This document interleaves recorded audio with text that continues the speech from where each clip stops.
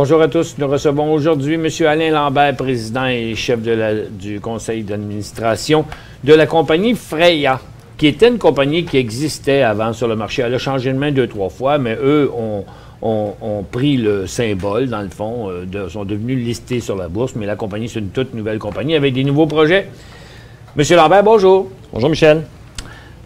Bon, expliquez-nous donc. Moi, je vois que vous avez un modèle d'affaires, une structure de rendement, de financement moins risqué que vous dites. Vous cherchez des projets qui sont proches d'infrastructures, des affaires qui sont clean, des affaires qui sont probablement revendables.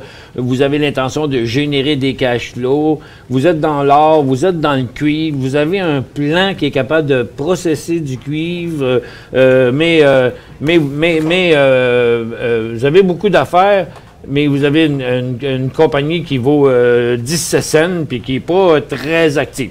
Ça commence. C'est exact. En fait, les opérations de Freya minières ont commencé en octobre 2013. Lorsque Freya a fait l'acquisition d'une compagnie qui a été fondée en 2012, qui s'appelle Cyprium Mining. Cyprium, c'est le nom latin pour cuivre.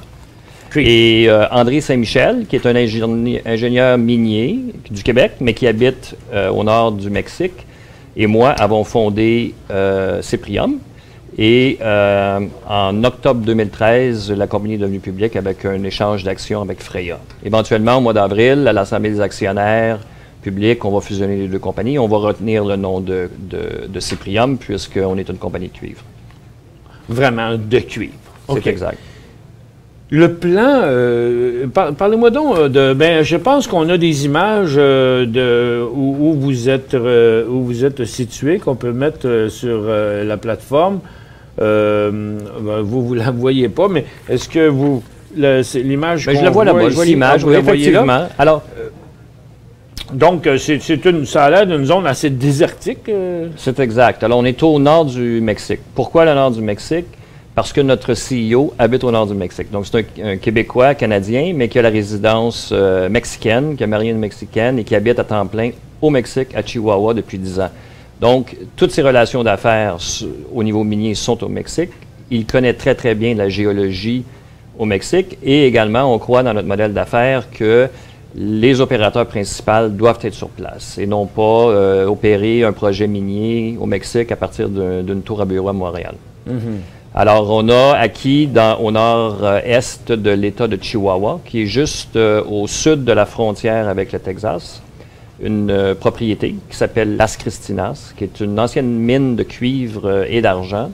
Et on a également acquis, dans le même projet, une petite usine qui est dans une ville qui s'appelle Coyame, qui n'est pas très loin de la mine. OK. Cette usine-là, elle a déjà produit? C'est exact. Mais là, elle ne produisait plus, c'est parce qu'il n'y avait plus de minerais? Non, c'est que les anciens propriétaires de qui on a acquis, eux, avaient fait un petit peu de production, surtout des tests, fin 2012, début 2013. Et en fait, c'est un ancien employé de notre président qui avait ça. Et puis finalement, il a manqué d'argent et il est venu nous voir. L'opportunité s'est présentée à nous. On a fait beaucoup de vérifications et on a décidé d'acquérir le projet. Ah, bon. OK. Donc, c'est quelque chose qui n'avait pas levé, dans le fond. Bien, disons que, selon nous, l'ancienne administration a fait certaines erreurs et leur approche, en fait, notre approche va être différente de la leur. Dans ce sens où... Tu pas un petit moulin avant d'avoir des ressources, normalement. Donc, il y avait déjà des ressources identifiées dans ça. OK. Ça, c'est une question très, très importante. Alors, donc, notre plan d'affaires, pour nous, est fait autour de la production. Donc, on veut acquérir que des projets au nord du Mexique où on connaît bien la géologie et où on peut bien les gérer. Et on ne veut qu'acquérir que des projets que l'on peut mettre en production très, très rapidement. Le projet Las Cristinas, c'est un projet qui est en surface. En fait, il y a deux petites montagnes. Ça fait environ 1,3 km de long par environ 100 km de large. 100 mètres de large. Et c'est là qu'il y a eu la production. Donc, on voit visuellement le cuivre et il y a eu beaucoup d'échantillonnages qui ont été faits par le gouvernement, par nous. On vient d'ailleurs aujourd'hui d'annoncer les résultats d'un programme d'échantillonnage qui a eu lieu en 2013. Donc, on a annoncé les résultats sur au-dessus de 333 échantillons. Et on a l'évidence qu'il y a assez de cuivre pour commencer l'opération. Et le plan d'affaires est fait en sorte qu'on veut produire très rapidement et réinvestir une partie des revenus qu'on va générer dans l'exploration de la propriété, puisque la propriété, elle a 7 km de long par 1 km de large. Donc, vous pensez que cette propriété-là, ce petit plan-là, va commencer à produire et rapporter de l'argent là? En fait, la prochaine étape est le forage. Alors, donc, on a aujourd'hui les résultats d'échantillonnage qui nous donnent une indication où on va aller forer. Le but de la campagne de forage qui va se dérouler entre le mois de mars et le mois de juin va être de délimiter la zone initiale de production et également de tester les extensions au nord et au sud, à savoir si la zone est plus grande. Et par la suite, lorsqu'on aura eu les résultats de forage, on prévoit commencer à structurer sur la propriété, à la mine même, des actifs pour faire la lixiviation. Donc, de traiter le minerai d'oxyde de cuivre avec de l'acide sulfurique. Le plan actuel qui est là vous permet de faire ça? Alors là, le plan qui est tout près de la mine, mais qui n'est pas à la mine, le plan d'affaires fait qu'on va prendre certains des actifs qui sont dans ce plan-là. Donc, les concentrateurs, les réservoirs, les filtres, et on va déménager ça à la mine pour produire le concentré d'oxyde de cuivre directement à la mine. Et on garde quand même le plan, qui est à 120 km de la mine, pour éventuellement faire des investissements additionnels l'année prochaine pour pouvoir prendre l'oxyde de cuivre qu'on va produire à la mine, le concentrer, et éventuellement en faire un produit final. Mais ça, c'est un projet pour 2015. Le projet pour 2014, c'est de commencer la production à la mine même et à produire de l'oxyde de cuivre, du concentré d'oxyde de cuivre. En 2014? En 2014. Alors, on prévoit qu'on va pouvoir, on aura 2 ou 3 mois où on pourra commencer à faire des ventes de concentré en 2014. Et là, on aura notre aire d'aller en début 2015. Le concentré, par rapport au cuivre lui-même, il reste encore des étapes à faire après. Vous pensez pouvoir vendre du concentré? C'est exact. Donc, il y a un marché international dans lequel on peut vendre le concentré de cuivre. Okay? Dans le concentré de cuivre, il va y avoir des teneurs de cuivre entre 75 à 78 %. Il va y avoir un peu d'argent, il va y avoir un peu d'or. Et ça, c'est le produit final que nous, on produit. On va produire cette année en 2014. Et on vend ça. Il y a des compagnies comme Glencore qui vont acheter à travers des courtiers. Et les courtiers vont s'occuper de faire l'achat, le transport, etc. Et puis ça va être affiné pour en faire du cuivre à 99%. Vous pensez en produire comment, quelle quantité de ça, comme en 2014, atteindre une production, je ne sais pas moi, hypothétique, là, quotidienne, approximative de quoi vers la fin de l'année? On prévoit miner environ 20 000 tonnes par mois, ce qui, lorsque le procédé de lixiviation aura atteint un niveau de récupération de 75 fera environ 200 000 livres de cuivre par mois. Ça, c'est le début. Et naturellement, il faut faire tout nos... Comment ça vaut une livre de cuivre? Ça vaut 3 $3,20 Fait que 600 000 $ par mois, ça. C'est ça. Ça, c'est pour débuter. OK. Pour débuter. Ouais, puis là, après ça, naturellement, on va roder, on va continuer à faire des tests pour maximiser notre récupération. Et l'objectif est de doubler ça au cours du début de l'année 2015. Présentement, avez-vous de l'argent? On a un peu d'argent. Comme les juniors, actuellement, on a très peu d'argent. En partie parce qu'on maximise nos opérations sur le terrain. Alors donc, on a été très, très actifs l'année dernière sur les projets d'exploration et on continue à l'être.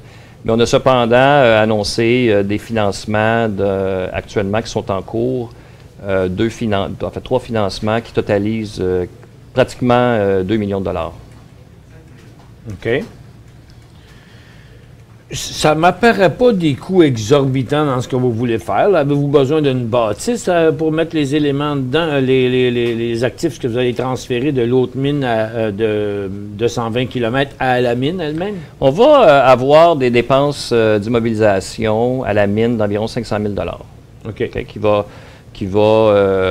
Donc, il faut rajouter un peu d'équipement, il faut mettre les géomembranes pour la lixiviation, il faut faire des bassins pour récupérer les acides. 2 millions, c'est pas une grosse dilution, là. C'est pas un gros montant d'argent. Pensez-vous en avoir assez de 2 millions pour être capable de partir ça puis devenir cash flow positif sans faire d'autres financements?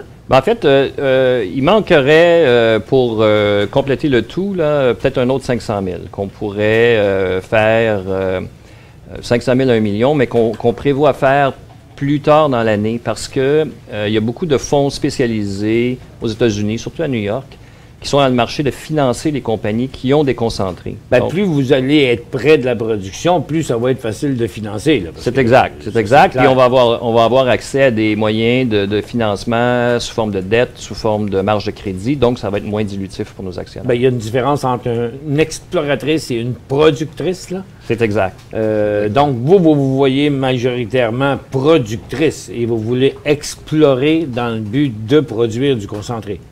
C'est exact. Donc, par contre, ce qu'on veut offrir à nos actionnaires, dont l'équipe de gestion, on est des grands actionnaires de l'entreprise, c'est non seulement de la production initialement pour pouvoir financer l'exploration, parce que si on fait ça comme ça, on va limiter la dilution. Donc, on ne croit pas à émettre des actions dans des financements pour faire l'exploration. On croit que l'exploration devrait venir des revenus de production. Cependant, on veut aussi offrir à nos actionnaires un potentiel d'exploration qui est important. Et c'est pour ça qu'on a choisi, entre autres, le projet de la Christinasse, parce qu'il y a les deux caractéristiques. Donc, on peut commencer à produire rapidement, c'est à la surface, mais il y a 7 km à explorer, et c'est ce qu'on va faire avec 20 à 25 des revenus qui vont être générés, qui vont être réinvestis de façon mensuelle dans l'exploration systématique du reste de la propriété. Il y a combien d'actions en circulation dans la compagnie 23 millions. Ah bon? OK. Pas trop pire. On a vu des pires que ça. 23 millions d'actions sur un potentiel de revenus de $500 000 par mois à partir de la fin de 2015. 2014. 2014, excusez. Ça semble vraiment intéressant là, à ce qu'on voit là, surtout si votre stratégie est de ne pas diluer la compagnie plus que ça.